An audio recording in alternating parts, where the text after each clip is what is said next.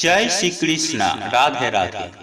নমস্কার বন্ধুরা, সত্যানুসরণ চ্যানেলে আপনাদের সকলকে জানাই স্বাগত। আমি আশা করি আপনারা সকলে ভগবান বা ঈশ্বরের কৃপায় ভালো আছেন, সুস্থ আছেন। বন্ধুরা, আপনি যদি লাইফে কিছু শিখতে চান বা জানতে চান তাহলে চ্যানেলটি সাবস্ক্রাইব অবশ্যই করুন। সুপ্রিয় দর্শক বন্ধুরা, আজ আমরা একটি অত্যন্ত গুরুত্বপূর্ণ এবং প্রাসঙ্গিক বিষয় নিয়ে আলোচনা করব। আর তা হলো, আপনারা সকলেই জানি যে ইতিমধ্যে শুরু হয়ে গিয়েছে আষাঢ় মাস। আর এই আষাঢ় মাসে ভুলেও কোন কাজগুলি আমাদের করা একদম অনুচিত, সেই সঙ্গে আষাঢ় মাসের সন্ধ্যায় কোন কাজগুলি একদমই করতে নেই সেই প্রসঙ্গে। বন্ধুরা, আপনারা সকলেই জানি আষাঢ় মাস মানেই পবিত্র রথযাত্রা এবং বিপত্তারিণী ব্রত। আর আপনারা যদি নিজেদের বিপদকে বাড়িয়ে তুলতে না চান তাহলে অতি অবশ্যই আষাঢ় মাসে ভুলেও এই কাজগুলি করবেন না। বিশেষ করে ভোর সন্ধ্যার সময়, বিশেষ করে বাড়ির মহিলাদের এই বিষয়ে সচেতন হওয়া প্রয়োজন। কারণ গৃহে মহিলারাই হলেন বাড়ির প্রধান ব্যক্তি। সংসারে যাবতীয় খুঁটিনাটির বিষয়ে সব থেকে বেশি খেয়াল রাখেন তারাই। তাই সন্ধ্যার পর ভুলেও বাড়িতে এই কাজ করবেন না। এই ক্ষেত্রে বাড়িতে প্রবল বাস্তু দোষ দেখা দেবে এবং অর্থের অভাব সেই গৃহে সদা সর্বদাই লেগে থাকবে।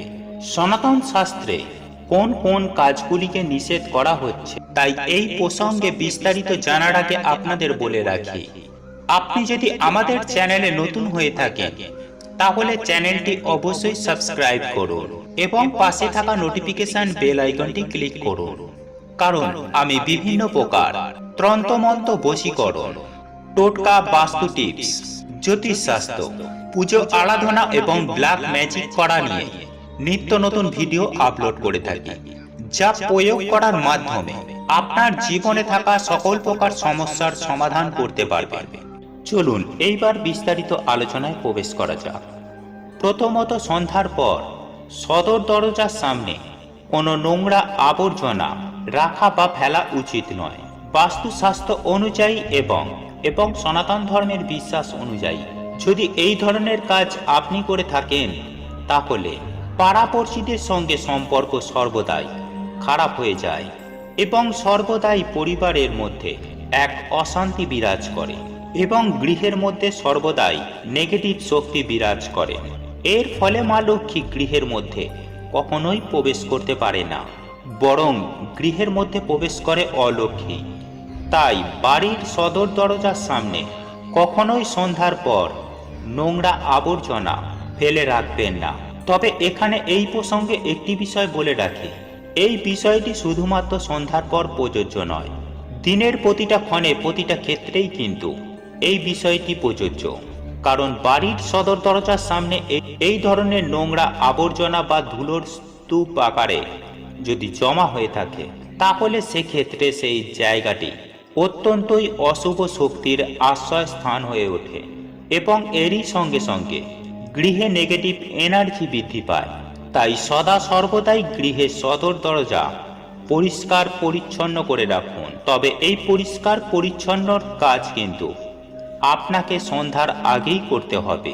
সন্ধ্যার পর দুয়ার পরিষ্কার করা কিন্তু কখনোই যাবে না, অর্থাৎ বাড়িতে ঝাঁটা দেওয়া একেবারেই নিষিদ্ধ বলে বলা হয়েছে আমাদের শাস্ত্রে। এই সময় ঘর দুয়ার পরিষ্কার করলে গৃহে থাকা মা লক্ষ্মী অত্যন্তই অসন্তুষ্ট হন। বাস্তুশাস্ত্র অনুসারে এই সময় ঘরদোর পরিষ্কার করলে গৃহের ইতিবাচক শক্তি বাড়ির বাইরে চলে যায় এবং এর ফলে সেই গৃহে প্রবল অর্থকষ্ট দেখা দিতে পারে। বাড়িতে অনেক সময় দেখা যায় যে ছোট বাচ্চা কাচ্চা থাকলে এই নিয়মগুলি মানা সম্ভব হয়ে ওঠে না। তবে তখন সেক্ষেত্রে চেষ্টা করুন গৃহে ঝাঁটা না দিয়ে বরং সেই স্থানটি মুছে নিন। আর মোছার সময় অবশ্যই সামান্য লবণ সেই জলে মিশিয়ে নেবেন। এবার দ্বিতীয় যে বিষয়টির কথা বলবো তা সন্ধ্যাবেলার পর কখনোই কিন্তু করা উচিত নয়। সূর্য ডোবার পর তুলসী গাছ কখনোই কিন্তু ছোঁবেন না এবং কখনোই সূর্যাস্তের পর তুলসী পাতা তুলবেন না। আপনি যদি এরকম কিছু করেন তাহলে আপনি নিজেই আপনার দুর্ভাগ্য ডেকে আনবেন। তুলসী গাছ সূর্যাস্তের পর স্পর্শ করলে মা লক্ষ্মী অত্যন্তই রুষ্ট হন।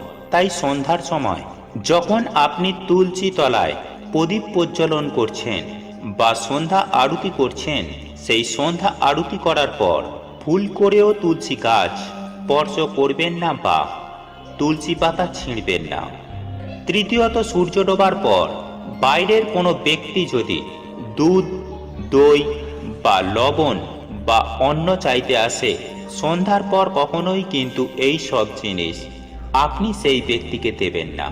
এই কথাটি আপনারা অবশ্যই খেয়াল রাখবেন, কারণ এই রকম কিছু করলে বাড়ির লক্ষ্মী বাইরে চলে যায় এবং তার সঙ্গে বাড়িতে থাকা পজিটিভ শক্তিও দূর হয়ে যায় এবং এই একটি ভুলেই আপনার জীবনে গভীর থেকে গভীরতম সংকট নেমে আসতে পারে। তাই সন্ধ্যার পর কখনোই কিন্তু এই দ্রব্যগুলি দেবেন না বা কখনোই এই সমস্ত দ্রব্য দানও করবেন না। তবে হ্যাঁ, সূর্যাস্তের আগে আপনি এই সমস্ত দ্রব্যগুলি দানও করতে পারেন বা ধারও দিতে পারেন, এমনকি আপনি ধার নিতেও পারেন। কিন্তু অনুগ্রহ করে সন্ধ্যার পর এই সমস্ত দ্রব্যগুলি কখনোই কিন্তু ধার দেওয়া বা দান করা উচিত নয়। চতুর্থ বিষয়টি অত্যন্ত গুরুত্বপূর্ণ বিষয়। অনেক সময় এই বিষয়টাকে আমরা গুরুত্ব দিই না, আমরা আগামীকালের জন্য ফেলে রাখি। আর তা হলো, আপনার বাড়িতে যদি বৈভব বা ঐশ্বর্য বা অপার সুখ শান্তি চান, তাহলে অবশ্যই রাতে শোবার আগে নোংরা বাসনপত্র এবং রান্নাঘর অবশ্যই পরিষ্কার পরিচ্ছন্ন করে রাখবেন। অপরিষ্কার বাসনপত্র বা রান্নাঘর থাকলে শনিদেবের কুদৃষ্টি বাড়ির ওপর পড়ে। তাছাড়া এই সমস্ত নোংরা থাকলে প্রবল গৃহে নেগেটিভ এনার্জি এবং রোগ জীবাণুও ছড়িয়ে পড়তে পারে। এবং পঞ্চম বিষয়টি হলো যে সন্ধ্যার পর বাড়ির পরিবারের যে কোনো সদস্যই যেন চুল, দাড়ি, নখ এই সমস্ত জিনিসপত্র না কাটেন, কারণ এর ওপর বাড়ির বাস্তু দোষ অনেকাংশেই নির্ভর করে। এই যে চুল, দাড়ি অথবা নখ কাটা, এই সমস্ত কিছুই কিন্তু বর্জিত দ্রব্য। এগুলি দিনের বেলাতেই করা প্রয়োজন, কারণ এই সমস্ত দ্রব্য দেহ থেকে বর্জিত করার পর আমাদের স্নান করে নেওয়া প্রয়োজন। যে কারণে স্বাস্থ্যবিদরা বারবারই বলে থাকেন যে সন্ধ্যার পর কখনোই এই ধরনের কাজ করা উচিত নয়। এবং সর্বশেষ যে বিষয়টির কথা বলবো তা হলো, সূর্য ডোবার পর বা সূর্যাস্তের পর কখনোই মহিলারা চুল খোলা রাখবেন না। চুল খোলা রেখে কখনোই ঘুমোতে যাওয়া উচিত নয়, কারণ এই খোলা চুল নেগেটিভ এনার্জিকে প্রবলভাবে আকর্ষিত করে, ফলে ঘরের পজিটিভ এনার্জি ঘরের বাইরে চলে যায়, ফলে আর মা লক্ষ্মী গৃহের মধ্যে প্রবেশ করতে পারে না। তাই সন্ধ্যার আগেই চুল আঁচড়িয়ে আপনি চুলটিকে বেঁধে রাখুন। সন্ধ্যার পর যেমন চুল খোলা রাখা উচিত নয়, ঠিক তেমনই চুল আঁচড়ানোও কিন্তু উচিত নয়। সনাতন ধর্মের বিশ্বাস অনুযায়ী এই ছোট্ট ছোট্ট নিয়ম পদ্ধতি বা রীতিগুলির ওপরেও নির্ভর করে বাড়ির সুখ, স্বাচ্ছন্দ্য, ঐশ্বর্য এবং সম্পদ। তবে একটি বিষয় কখনোই ভুলে যাওয়া উচিত নয় যে মানুষের কর্ম ছাড়া কোনো কিছুই কিন্তু সম্পূর্ণ হয় না, কিন্তু কর্মের সঙ্গে সঙ্গে আমাদের ভাগ্য সমান গুরুত্বপূর্ণ। যাই হোক, এই বিষয়গুলি মানা না মানা সম্পূর্ণ আপনার নিজস্ব বিষয়। আমরা ব্যক্তিগতভাবে এই সনাতন ধর্মে বিশ্বাসী, আর এগুলিকে মেনে চলার আপ্রাণ চেষ্টা করি, আর সেজন্যই এগুলিকে আপনাদের সামনে ব্যক্ত করলাম।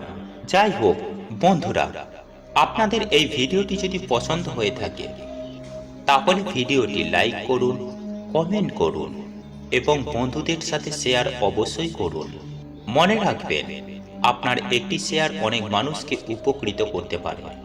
এবং আপনি যদি নতুন হয়ে থাকেন তাহলে চ্যানেলটি অবশ্যই সাবস্ক্রাইব করবেন এবং পাশে থাকা নোটিফিকেশন বেল আইকনটি ক্লিক করবেন এইরূপ নিত্য নতুন ভিডিও সবার আগে দেখার জন্য। ঈশ্বর আপনার মঙ্গল করুক। আপনি সুস্থ থাকুন, ভালো থাকুন।